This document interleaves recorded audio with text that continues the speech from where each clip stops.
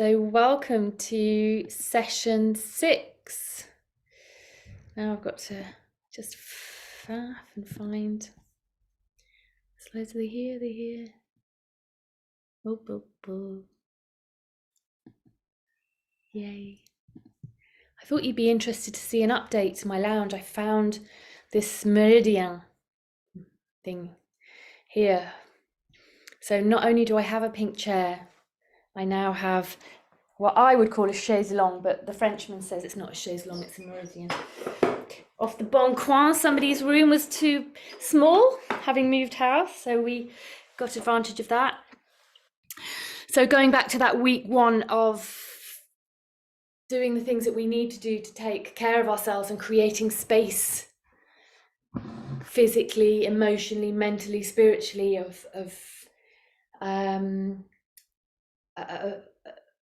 to be well. And it takes time. So what have we been doing? So occupational therapy has been the guiding principle of the work that we've been doing. And as healthcare professionals, we use a client-centered collaborative approach, exploring the how, why, when, where, and what we're participating in within our lives, what gives us meaning, value, and purpose, and what is getting in the way of us living more fully. So that's what we've been exploring, this what's getting in the way, and are there ways around it? And if there are, putting them in place. And if there aren't ways around it of being with it and managing it, and how in resisting and pushing against our experiences, we can make them worse. By being with them and accepting them as they are, we can our experiences can be alleviated. So it's been a doing therapy, and most of the work will have been happening outside of the sessions, not necessarily within them. Some of the sessions have been more information heavy than others, and so it takes time for that to sink in. I just want you to have a think about when you were in the sessions. Did you take care of yourself? Did you attend to your needs? Because this has been a key part of our learning, of being impartial witnesses to ourselves, of noticing and paying attention. And I hope that you have felt safe enough within the sessions to do that and to take care of your needs. And if you, or maybe noticing that you don't,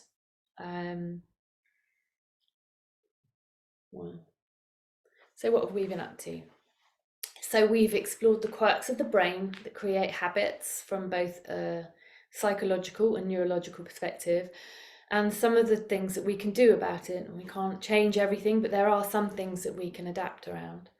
We've looked at our routines, we've explored balance and perhaps imbalance, the demand we place on ourselves, and how on occasion that demand can be it can be necessary, but at other times it can be unnecessary, this extra pressure that we place upon ourselves that things should be different.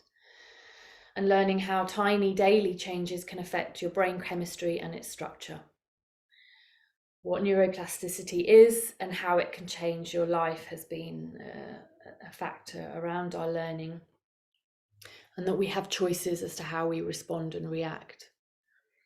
We've looked at our balance. So a balanced life, meaning making the time to do the things you want to do and balancing it with the things that you must do for your health and emotional well-being. Creating a harmonious and balanced life can consist of many, many factors. Spending time with family and friends, volunteering, engaging in a favourite hobby or pastime, sitting, reading our books in our pink chair, making time to have a glass of water. And these are our key responsibilities towards ourselves in our life, is taking care of ourselves so that we can engage in the things that we need to do and that we want to do. That balancing act.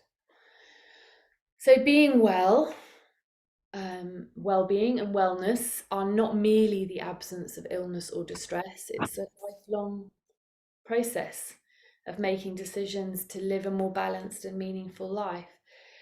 So there are 7 important dimensions of well-being that we've been exploring over the last 5 weeks.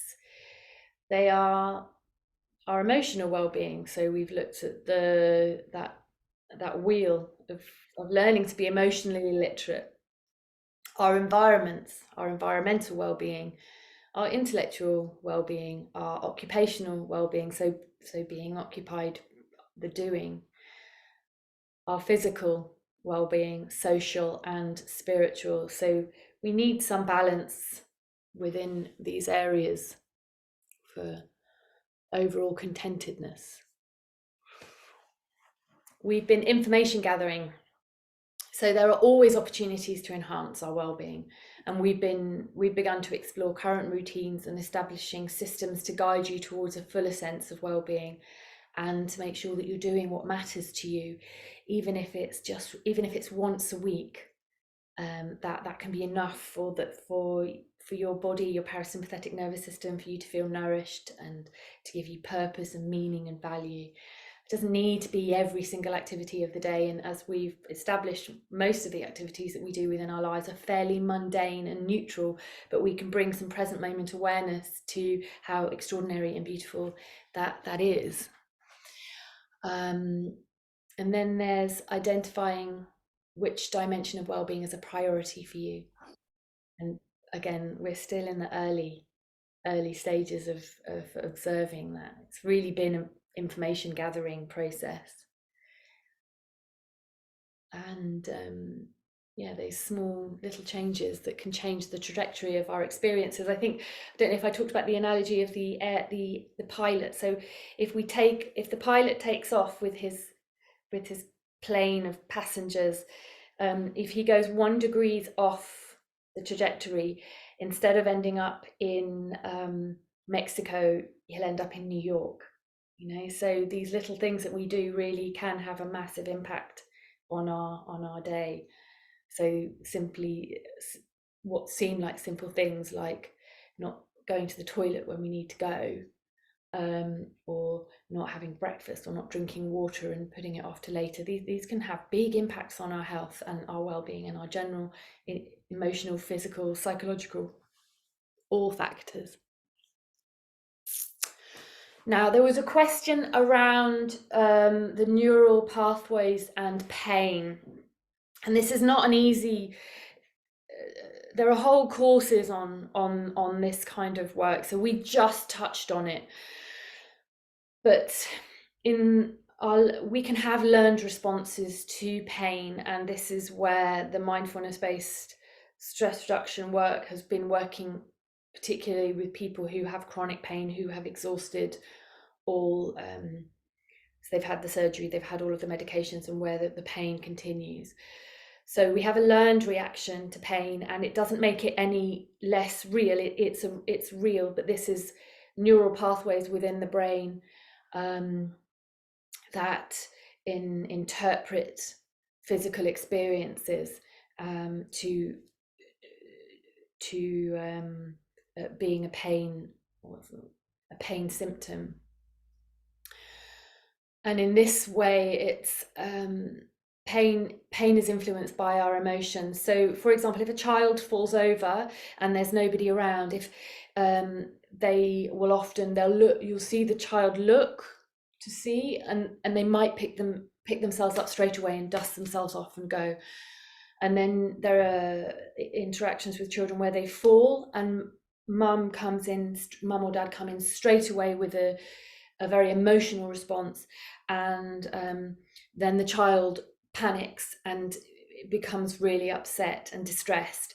So in that way, that's sort of a very simple way of exploring how we can have a learned response to pain, and why different people have got different pain thresholds. It can also be related to our early childhood experiences, along with a whole host of other reasons. As I said, it's a massive topic.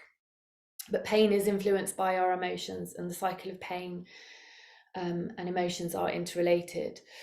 So emotions may directly impact physical changes as well. For example, when you're anxious or angry, your muscles may tighten and physically physical change may contribute to increased pain. So for example, around a pain, what we have a tendency to do is to tighten and brace around it, and that increases our experience of pain. For example, this bracing.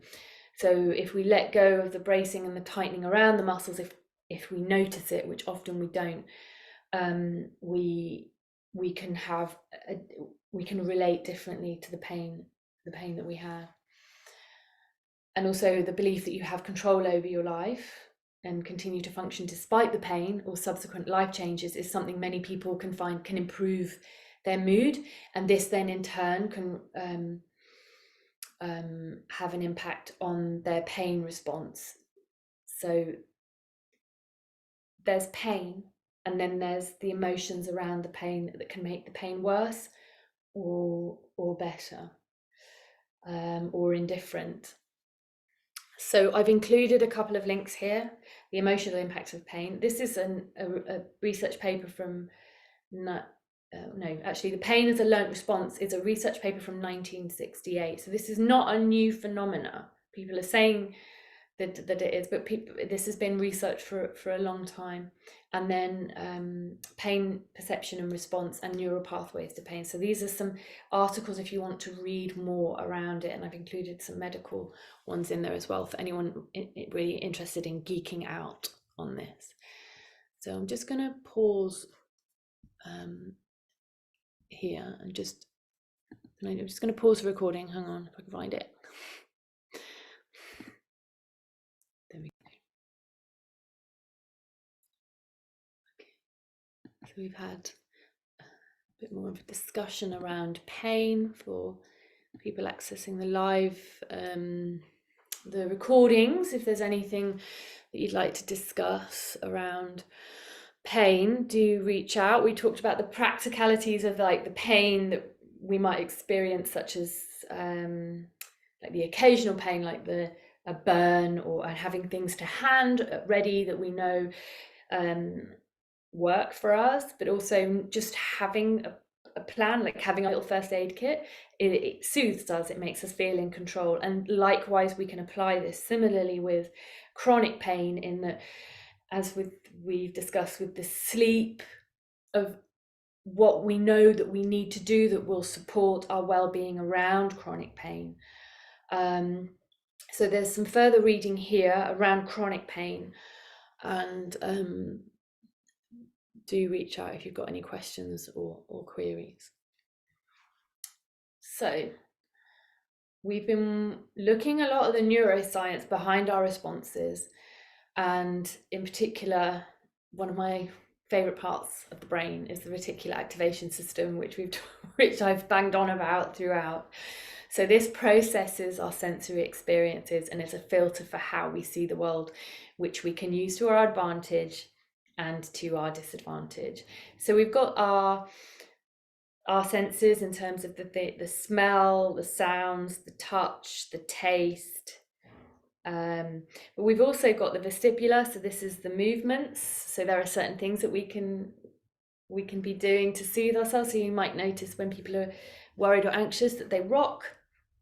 So this is part of our sensory experience. This soothes us. This is very nourishing for the body. So rocking from side to side can ground us. And there's it's a whole host of sensory experiences, and there's this thing called lucky girl, or they're a lucky boy syndrome, and in some instances it's somebody will have exactly the same conditions, but somebody will feel like they're in a deficit within life, and other people will feel that they are in an abundant experience, which why many people within more basic, not necessarily the more simple societies, are happier than people within a Western world. We have all of our basic needs met, yet we are pretty miserable. So this is not having all of our comforts is not enough, and that's a whole other philosophical discussion, that simplifying our life and taking care of our individual well-being is, and the simple things that nourish us and soothe us, and including them within our daily lives, make us live well. So another favorite of mine is the vagus nerve, and it is the body's communication superhighway. So it's kind of here at the back of the neck, as that picture's showing us. So it communicates to our organs, to our heart, to our lungs, to our digestive system, obviously to the brain. So it's counteracts the fight-flight system. So if we can activate this guy with some of our activities, then we can soothe our stress and allow our body to heal and repair itself a little more easily than when we're stressed. It's how you develop a healthy stress response and become resilient. When stimulated, you feel calmer, more compassionate and clearer. Stimulating the vagus nerve benefits your autonomic nervous system and your mental health. Healthy vagal tone means emotional regulation, greater connection, and better physical health. You're more resilient and able to pull yourself through trauma and troubles. A healthy vagal tone means you're more likely to be successful in life. And in working on the vagus nerve, we use the body to support the brain, stepping out of our stories and into the space of our bodies, this huge space that can be nothing but in the present moment. Our bodies can support us to communicate to our brains that we're safe. So this is the vagal tone exercises that we talked about, things like singing, humming, laughing, being with loved ones, cuddling an animal. You are welcome to do cold showers and cold water immersion as well. That increases your vagal tone, but it doesn't need to be dramatic. These things don't need to be dramatic, and that we sometimes think that these things are silly, but actually, if we look at it from a perspective of, oh, the neuroscience behind this is telling me I need to put more of this into my day, so that my vagus nerve is working well and working more than our sympathetic nervous system, which sounds sympathetic, but it's that fight-flight system. Okay, so this is the Wellbeing Toolkit. These are the things that we've been doing that you can access over, the things that are there for you as you need them. So last week we looked at your barometer and your boundaries, and I introduced the mindfulness of breathing exercise. So you were invited to check in on your weather daily, taking that internal weather report. How are you doing? Are there storms brewing? Is it sunny and bright? Essentially noticing, listening, and paying attention. So you were invited to do that a few times a day, or even once a day. Your boundaries, are there any changes you'd like to make? Are you missing any? Are some of your boundaries too rigid? And then the mindfulness of breathing is once a day, 10-minute guided, simple breathing practice, working out that grey matter, building and strengthening those neural pathways that you've been working on. I'm just going to pause the recording here.